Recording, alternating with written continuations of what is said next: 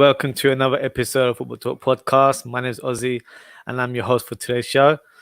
A lot of matches to discuss today from the Premier League, including City losing against their local rivals, Manchester United, as well as the challenges of the Premier League title right now, as well as current champions, Liverpool, losing again at Anfield for the sixth time, which I'll speak about in more detail later on in the episode. But tonight I'll probably begin with a roundup of the Champions League. Some spectacular games played in the last couple of days. And for me, this is why the Champions League is the best football competition. So many twists and turns and so many drama during the matches in the last couple of days. So let's begin with our first match, which is Dortmund against Sevilla. Just like the first leg, this was another game full of goals. No surprise, two teams full on the attack, not really there for defending, to be honest. But let's start with Haaland. So, well, to be fair, started off well with Royce scoring it to Haaland, so close range finish there. But the second goal for me was the annoying part about the whole match, was because it was such a great goal initially where Haaland was free on goal and he shrugged off a challenge from Diego Carlos, the Sevilla centre-back, and finished the goal amazingly from such a tight angle. But unfortunately, VAR came to ruin it and disallowed the goal, saying that it was a purposeful push, I guess, or something along those lines. But regardless, they were appointed a penalty afterwards. So Haaland took the penalty first, scored the penalty, and then unfortunately it was ruled out because the goalkeeper was off his line. So there was a lot of back and forth between the goalkeeper and Haaland during this time as well. And then Haaland scored the second time around, went up to the goalkeeper, said a few words, and you saw the Sevilla defenders, or players I should say, not impressed with his behaviour there. But for me, if you're there to dish it out, be ready to take it as well at the same time, because he didn't do nothing wrong. Obviously, maybe people say it's a bit of naive in terms of his behaviour because he's a young player. But, this is a Champions League game. You're supposed to be fired up for this occasion. So, for me, I like that sort of attitude from a striker. Might have the wrong approach here, but I didn't see anything wrong with that. And then, so there were two goals up there. And then Emre Can, former Liverpool player, does a ridiculous challenge, pushes the Sevilla player, and rightly so awarded a penalty. And El Nesri smashes the goal, hits the crossbar, goes in. Fantastic goal. And he gets the second goal in the game. So Haaland and El Nesri both got a brace during this fixture, which added a bit of drama to the end, actually, because they scored, I believe it was around the 94th minute. So there was like 1 or 2 minutes remaining. It's got a great, powerful header, but it wasn't to be. It was too late, too little, too late, unfortunately, for Sevilla to get back into the game. Even though they actually had a penalty shout towards the end, but I wouldn't quite say it's debatable to see if that was a penalty, but I didn't think it was. But regardless, great result for Dortmund. I think this was the match for neutrals, because if you were either set of fans, probably had a heart attack afterwards, because that was not for the faint-hearted, unfortunately. But yeah, for the neutrals, fantastic game. So I thoroughly enjoyed that. But the next game on the same day, Juventus and Porto. Oh, this game had it all, to be fair. This game was literally mental. This is why I love the Champions League. So let's just go around the goals. Demiral, good centre-back, Turkish international, unfortunately concedes a penalty. And Sergio Oliveira finishes from the spot. And then Kaiser, I think that's how you pronounce his name. I'm not sure if that's... Hopefully I haven't butchered his name there. He's got a couple of goals. He's a top talent. Really impressed with his performance during this fixture. And then you had Corrado, who nearly scored towards the end, hitting the crossbar. So that goal would have actually helped Juventus go through. But the game was actually gone to extra time. Porto just defended magnificently. 6-2-1 formation, whatever you want to call it. But, it had to be done. They were the underdogs in this fixture. Sergio Oliveira scores a free kick where the ball went through Ronaldo's legs, and Chesney just didn't have enough time to parry the ball away, and unfortunately it goes in the back of the net. So at that time you're thinking, oh, Juventus aren't going to get back. But then 2 minutes later, Rabiot, who hasn't scored in Champions League for 3 years, comes back with a powerful header, which definitely added drama to the fixture, as it was 4-4. So at this stage, we thought maybe Juventus might get the winning goal, but it wasn't to be. And Porto win on away goals. So unbelievable game. Porto played out their skins and fully deserved that result. Unbelievable performance.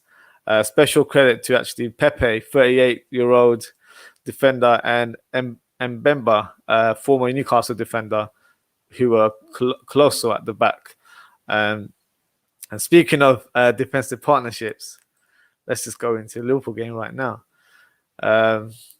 Nathaniel Phillips, or shall I say Nathaniel Fildini, he just looked unbelievable. Couldn't get a ball away from him if it was in the air. He literally had anything. Fantastic performance. Debut Champions League game as well, alongside Kabak, who had a decent game. So I was really impressed with their performance. I was actually just happy that we had players playing in their correct position. So Fabinho back in the centre of midfield where he belongs, and you could just tell the difference. You know, he did well to play in the centre of defence for us during the season. But this is his position. This is his natural position. And he made such a big difference.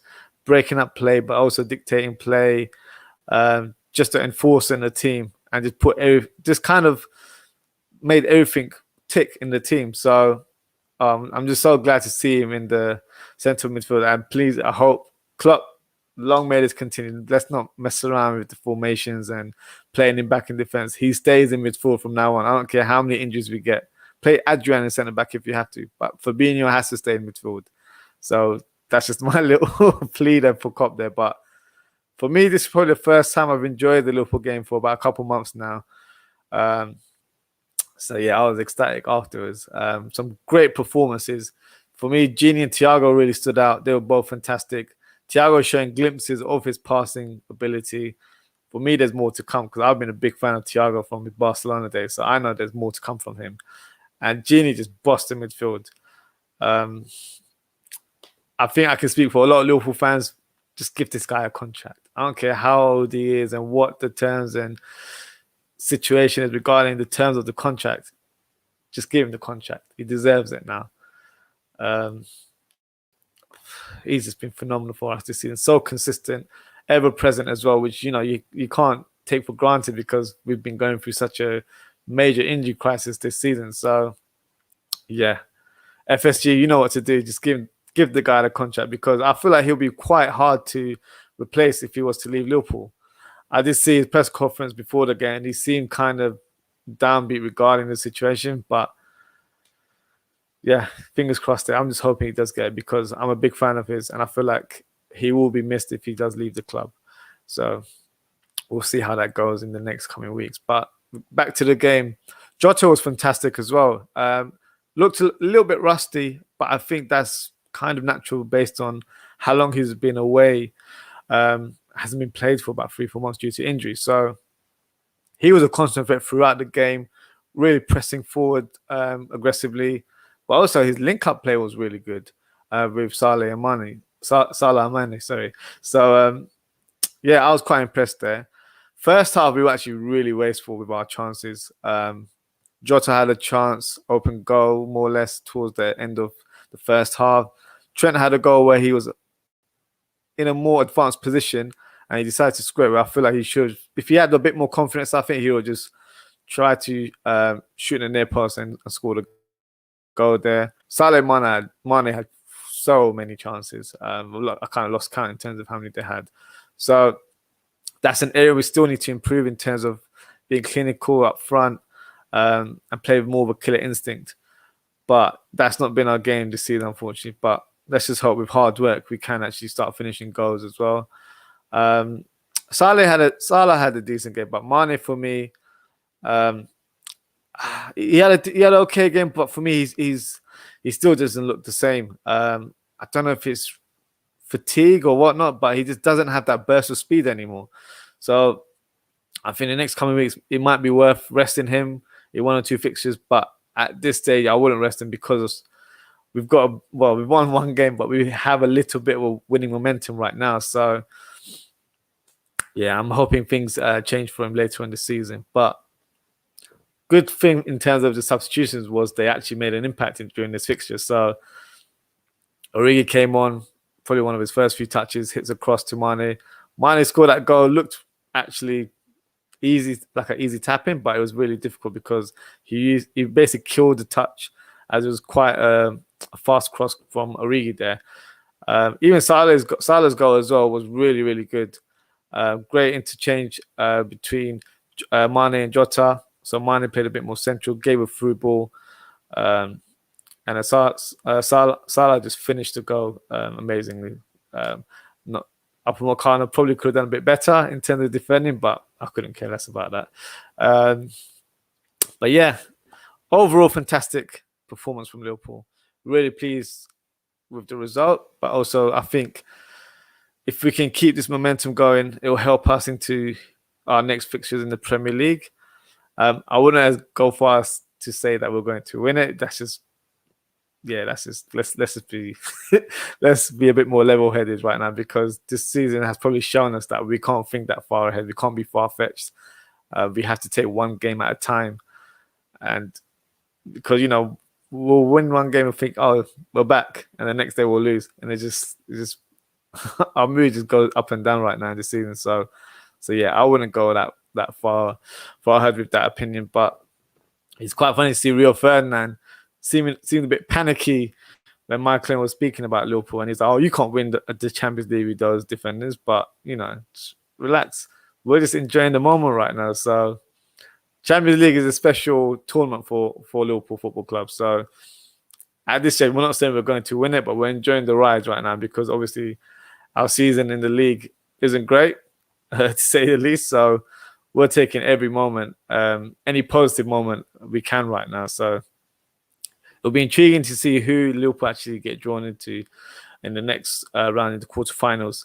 But we'll speak more about that as the time goes and when the draw is announced in the next couple of weeks. So the final fixture in the Champions League is PSG and Barcelona. So I'll probably just start off and say regarding the penalty decision for PSG, shocking decision in my opinion, and surprise, it's an English referee that gave that decision, Anthony Taylor. It just shows how bad our referees are. I can't really speak lightly about it. But regardless, fantastic penalty by Mbappe. Messi as well, what a goal. Equalized with a rocket of a shot. Top corner. Unbelievable finish. Barcelona just looks so bang average. If he wasn't on that pitch, God knows what the scoreline would be. Messi actually had another chance to score just before the end of the first half, but the shot was saved by Navas and actually hit the crossbar.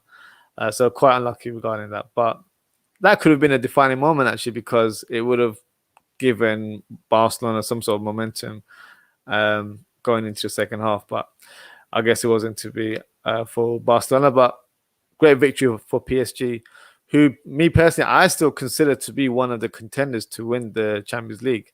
A lot of people in the media and on social media have written them off. But for me, I feel like they're still one of the strong squads out there right now. So yeah, I wouldn't rule them out, to be honest with you. So yeah, that's my little roundup of the Champions League, which I thoroughly enjoyed, to be fair. But we can start with our Premier League roundup of match 7. So first fixture is the Manchester Derby. Shocking result for me personally, because I did not see that coming at all. But you have to give credit to Manchester United. They were fantastic. They were fantastic regarding their the tactics, the way the team was set up. It ended 28 games winning streak for Man City. So no, you have to give them credit, to be fair. Just got a comment here from mental health guy, is PSG better than last year? I would probably say they are. I think the experience that they gained from going to the final and losing will probably help them to understand how to handle matches under high pressure. And similar to Liverpool, actually. So when we lost the final against Real Madrid, next year we will just get up, so we won the league.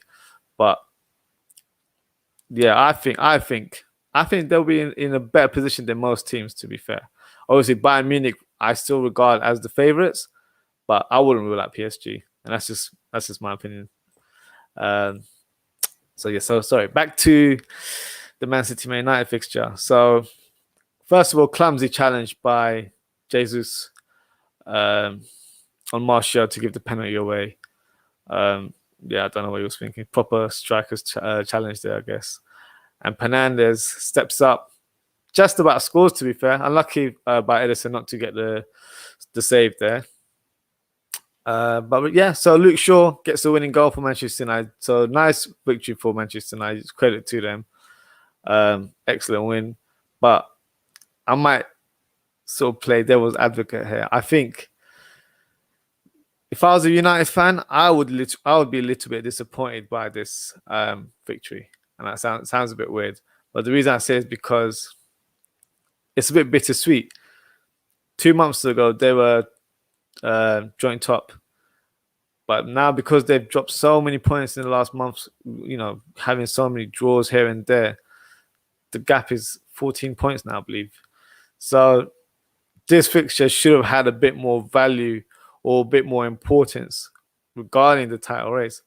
But it's just like when Liverpool lose to Everton fans are jubilant because they haven't beaten Liverpool.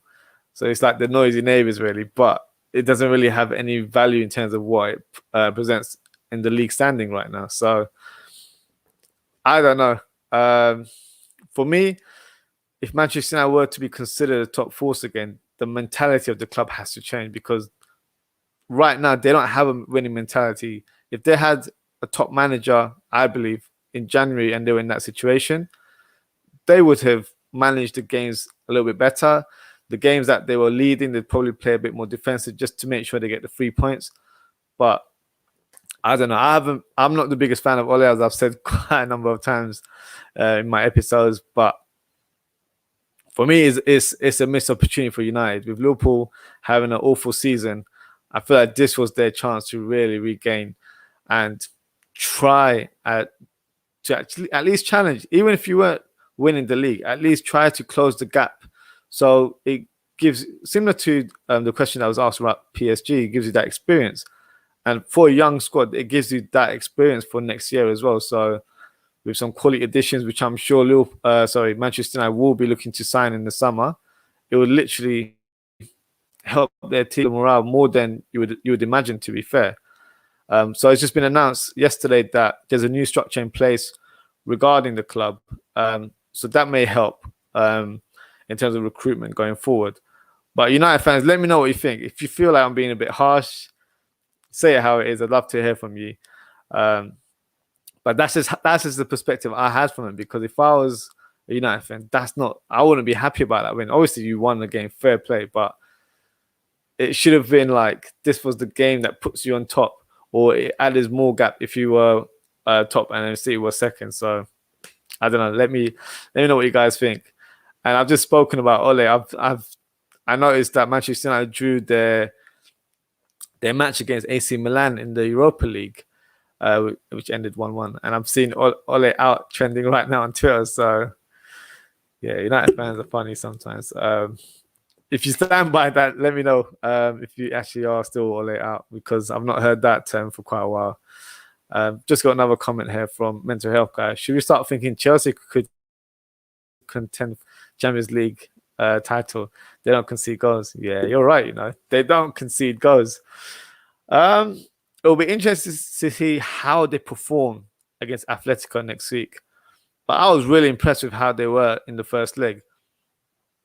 I would probably say they're one of the dark horses in the league, because since Tuchel's come in, he's literally transformed that team, that squad, the club, everything. If it was under Frank Lampard, I'd probably dismiss and say, no, I can't see that happening. But you never know. I think if they get a good victory over Atletico, they have as much chance as any of the English teams, in my opinion. So yeah, I'd definitely put them up there if I'm honest.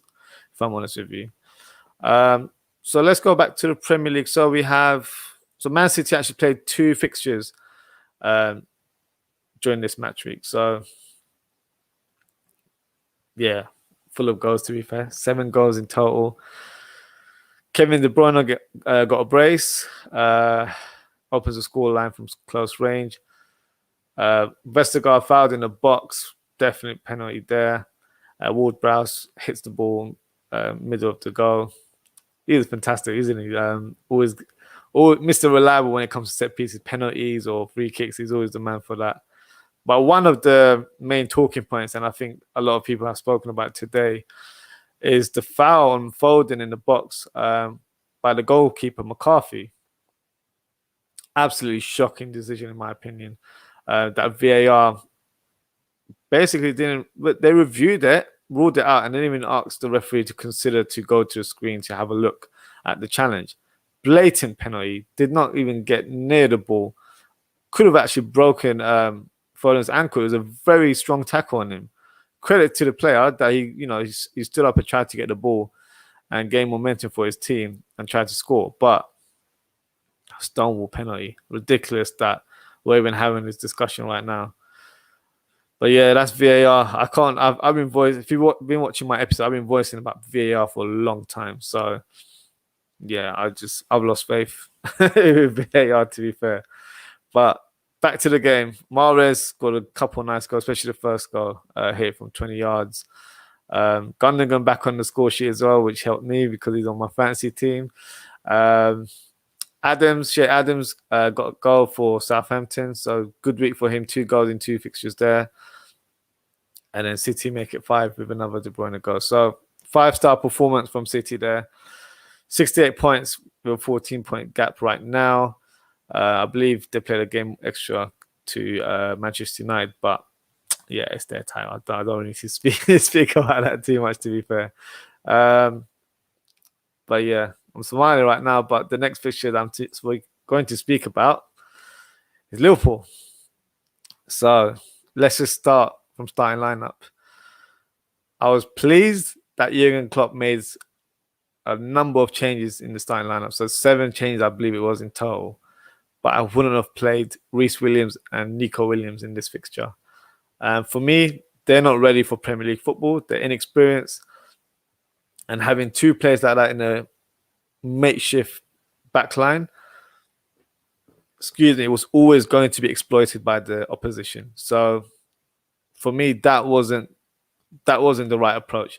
I think up front it's good that you can mix it around, but I feel like with the defense, try and keep it as consistent as possible. I know we've had a lot of injuries, but in this situation, those 2 of the players I would have played Trent, and I would have played Phillips in this team as well. Well, he did play, but Kabak, I know was injured, but I don't know. I wasn't impressed. I wasn't impressed with seeing the 2 youngsters there, unfortunately. And it's no offense to the guys. They do have the potential to be good players, but not right now. Yeah, it wasn't good. But one thing that I still need to say, and I saw it in the Leipzig match as well, even though we won that game, we're still playing with a high line. And for me, that needs to be scrapped, full stop. We just can't play that formation. We don't have the players. We don't have the players. We don't have the players, but we don't have the quality of players. Our players that are currently playing in the defense, they're not the fastest as well. So they can't recover when balls are hit over us, which is what every team is doing right now. Every team is playing direct long balls over our defensive line. And they're getting their rewards. They're getting wins every week. Liverpool just giving us like charity at the minute. So for me, it's just disappointing to see. But yeah, Fulham, I have to give them credit. They were fantastic in this fixture. I think in terms of their survival, so we just got a comment here from Mental Health Guy, who is more likely to get relegated, Fulham, Brighton, or Newcastle? For me, Fulham, I would say they would just about survive. I think they've been playing fantastically since I think November. I think the last few months they've been playing really well. Scott Park has really sort of changed the mentality at the club, because I remember watching his post-match conference after the games, I think the early half of the season, and then the way he spoke, I just feel like he just had that different mentality than any other manager in his situation, where he seemed more upbeat and he just had a refreshing approach. And he was very honest in terms of his criticism to the players. So I think that's kind of rubbed off on the squad right now, and you can tell they're playing for him. So out of the three teams that you've just mentioned, that's a tough one. I'd probably say I like Newcastle as a club. I think it might be Newcastle.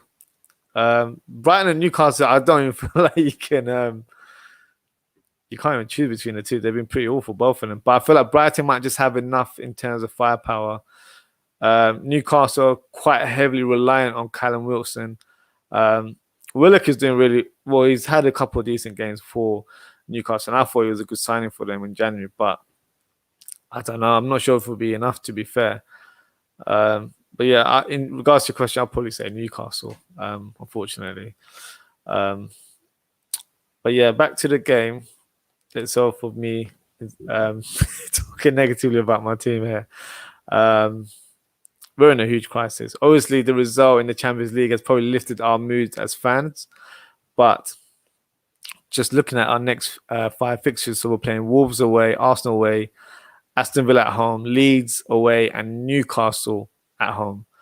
I'm more confident about the away fixtures because we can't score a goal in Anfield. We've scored more goals in Budapest than we have in Anfield this year. I saw Jamie Carragher tweet today saying that there's a petition to make the stadium in Budapest our home stadium, so not bad shout there. But yeah, I would probably concentrate on the away wins, try and get the points up tally. But I'll be honest with you, I don't want Liverpool finishing in the Europa League spot. So for me, I'm not too overly fussed in terms of where we finish, as long as we don't get Europa League. For me, that's more of a hindrance than anything else. And that's not the competition that I'd like to be in next season. I know it's European football to an extent, but not for me. I would rather us focus on the league next year and domestic competitions rather than play Thursday night here and there. It will just ruin the momentum at the club. So yeah, to be fair, Liverpool right now, because we're so inconsistent, I don't know what teams will turn up against these teams that I've just mentioned. But top 4 for me is out of the question. Doesn't matter how optimistic you are, it is what it is. But yeah, I hope our fortunes change a little bit now regarding our next fixtures with our good performance against Leipzig. I hope we can take that into our next games and hopefully get some players returning as well from injury.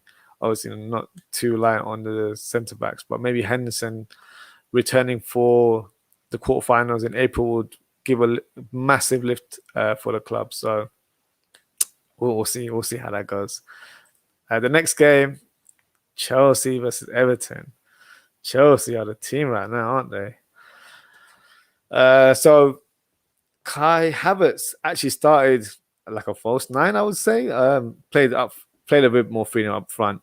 Definitely his best game, I would say, for Chelsea this season. The first goal was an own goal. It was Havertz's shot, but it was quite a wayward shot, and it was going wide. So he couldn't really claim for that to be his goal there, but did have an impact regarding the match where he was fouled in the box and Jorginho converts the penalty to help Chelsea claim another win. So that's Chelsea in 4th position right now, 50 points. For me, they're looking really, really strong, and I can't see them dropping points this season. They're so solid defensively. They're very hard to break down. So for me, they're one of the main rivals in the top 4. But at the minute, United and Leicester aren't. I wouldn't say their places are cemented right now. But yeah, it'll be interesting to see who actually finishes it, because one of the other rivals is West Ham. So West Ham 2-0 against Leeds United. Lingard fouled in the box as well, steps up for the penalty. Initially saved by the keeper, but luckily for Lingard, he was able to get the rebound and get the lead for West Ham. And the second goal, fantastic goal, cross by Cresswell, and a great header by Craig Dawson, who's for me has been a fantastic signing for West Ham. Signing from West Brom. I recently just found out that even though he's currently on loan, I believe if he makes 3 more starts, his current deal will be made permanent for 2 million. So regardless, he's done a fantastic job for West Ham. Sort of went under the radar as he's been a solid player in the Premier League, but I think doesn't really highlight himself as a top class defender, but nevertheless gets the job done, and he's contributing with goals now as well. So fantastic signing for West Ham there. West Ham are 5th right now with 48 points and a game in hand, which is against Arsenal on the 21st of March during match week 29. So if they win that game, they'll be 4th. So can't rule out West Ham. They're there as well. Spectacular performance by West Ham. And for me, David Moyes is in a fantastic job and has to be considered as one of the managers of the season awards, because he's come out of the blue. I don't think, West Ham fans, let me know what you think as well. I didn't think their season would be this successful right now. Even though the season hasn't finished, there's still lots of games to go, but challenging top 4 right now and, actually having a strong chance to get in it as well, it's quite unexpected. So for me, Moyes has done a fantastic job. They're signing some good players as well. Ben Rama is someone that I quite like. Even though they sold their striker, Haller, in January, they seem to still be getting the goals. And Lingard has more or less resurrected his career at West Ham right now. So, yeah, interesting to see how their season pans out. So another London team that I'll speak about is Tottenham. So, yeah, Tottenham on fire right now, scoring 4 goals like it's a habit right now. We can quickly go through the goals there. So Kane with a left-footed cross to Bale, finishes it from close range. Benteke with the equaliser. Benteke doesn't get a lot, but that goal is pretty good. Nice leap there, powerful header. Good to see him on the score sheet, I guess. Reguilon, who for me, fantastic cross of the ball. Really impressed with how he plays. Because it's a Kane who heads it back to Bale. Bale scores a header. Doherty sets the ball up for Kane, who smashes it 20 yards. Kane is just, he's just too much. I really hope he doesn't go Man City next season, because, it's a wrap for every team if he does. But he's just invaluable to that team right now. Some of his finishing is just out of this world. Love to see a striker like that Liverpool, but let's not get into that. And then the final goal, Son crosses it to Kane, who heads into the empty net. So, fantastic performance by the trio.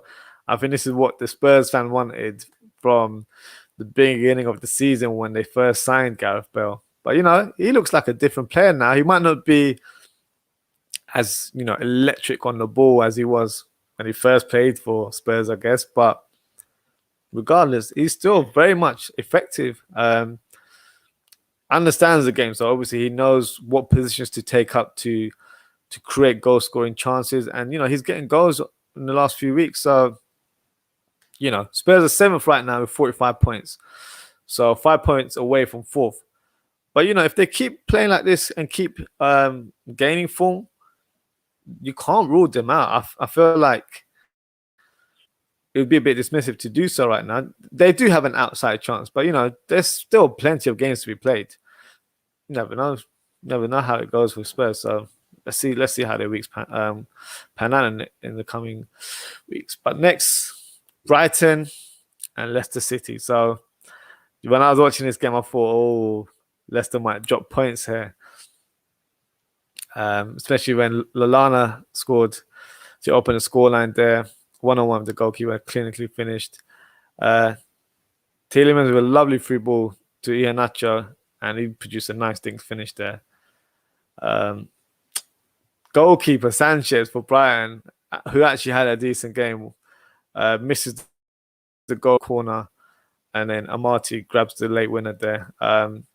Yeah, bad goalkeeping. I think he should have done better with the clearance there, but nevertheless, a very important victory for Leicester, as I feel like this will help them gain momentum, and I feel like they drop points in a couple of games, it'll definitely help them with their challenge for top four right now. So currently they're third with 53 points, only 1 point behind United, who won against Manchester City. So neck and neck right now.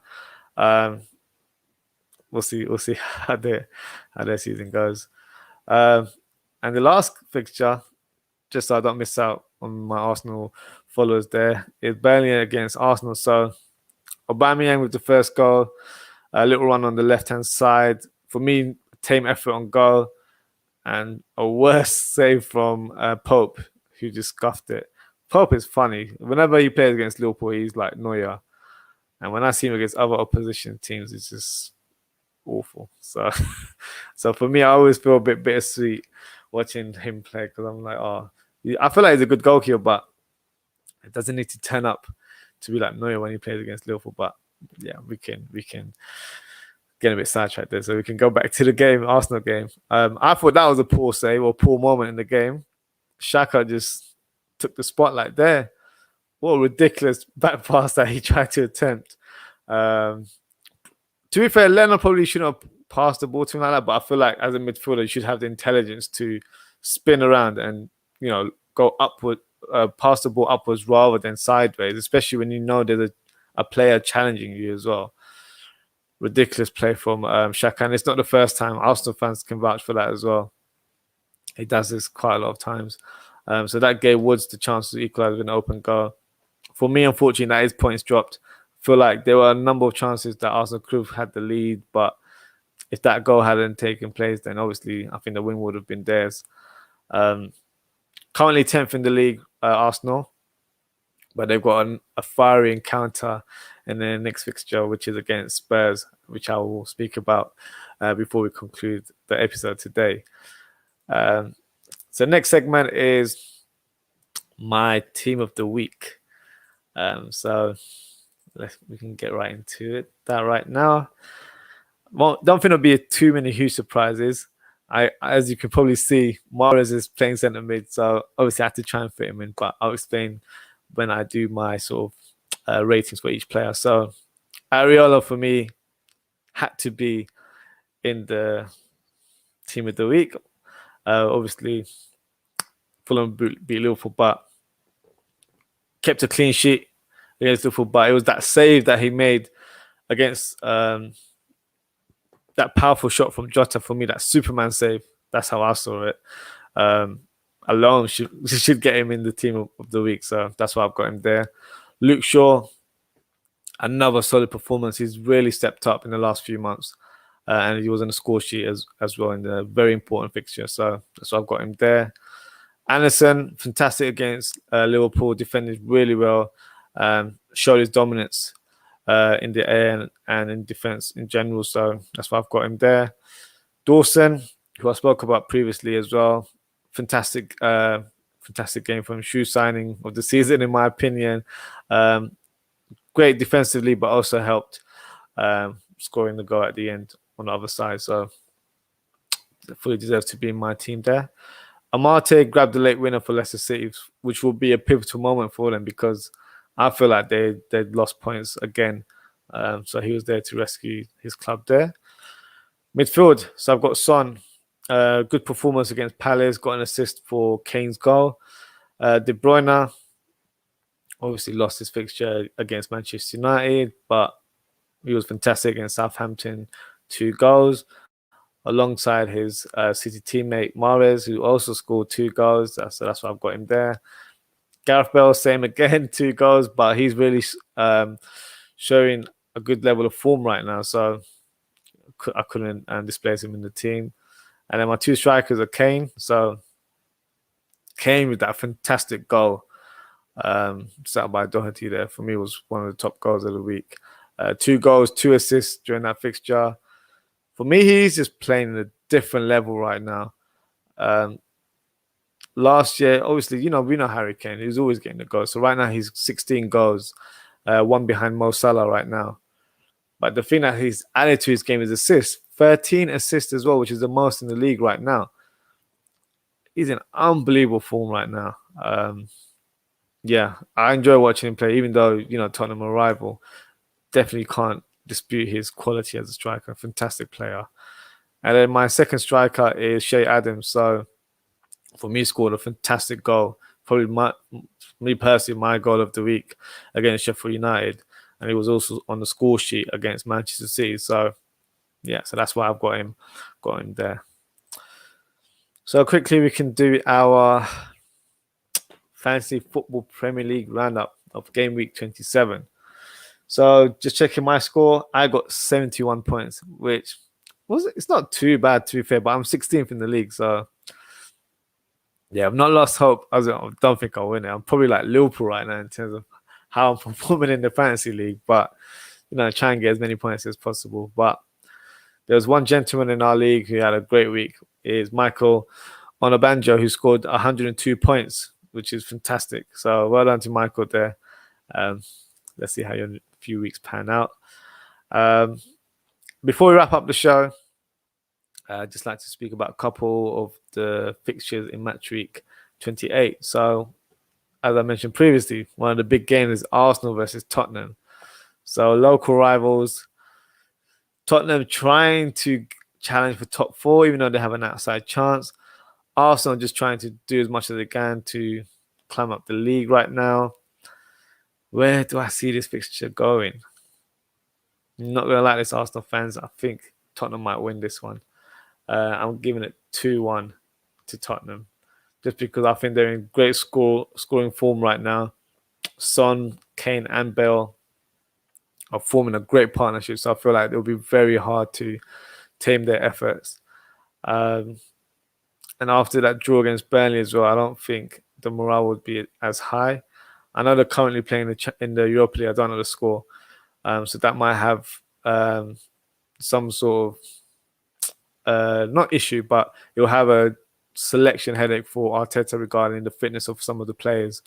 So it could impact his decision in the selection there. But yeah, I think Tottenham will have just a bit of extra quality to win. And the second fixture is Manchester United versus West Ham. So don't think Lingard can play this game because he's on loan there. But nevertheless, I feel like West Ham have been in fantastic form. And United are coming off from a great win last week. Obviously, they drew against AC Milan today.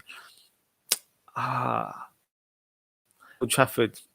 I don't know. For me, I feel like this has got a draw written all over it, to be fair. Even though it's at Old Trafford, I do feel like you're not sure what you get with Manchester United at home fixtures. And I think West Ham will probably play the right tactics in terms of being aggressive up top, using Susek to their advantage in set pieces, who's been fantastic this season. And United haven't been the best when it comes to dealing with crosses. So I'd probably give the edge. Well, not the edge. I'm giving it a draw. But looking forward to seeing that fixture, as it has a bit of importance. So it's not just a rivalry, because, I think West Ham have been United's bogey teams over the years. But this will be an interesting fixture, nevertheless. But yeah, so this wraps me up for today's episode. Thank you for tuning in. I know it's a bit of a late one today. Please don't forget to like and subscribe to our channel. Our next episode will be same time next week. So next Thursday, 11th of March at 9:30 p.m. And we are actually doing a viewer calling session. So if you would like to take part, feel free to drop me a DM at Ozzie FTP on Twitter and Ozzie.ftp on Instagram. Just drop me a message. Let me know if you're interested. You can literally come on and speak about whatever you like when it comes to football. So if it's a question for me, or if you haven't liked my opinion on certain things, feel free to come on and express your views there. But yeah, so please drop me a DM. It would be nice to get some new faces on the show as well. But yeah, so that wraps us for today. Thank you for tuning in, and I shall see you next Thursday. Thank you.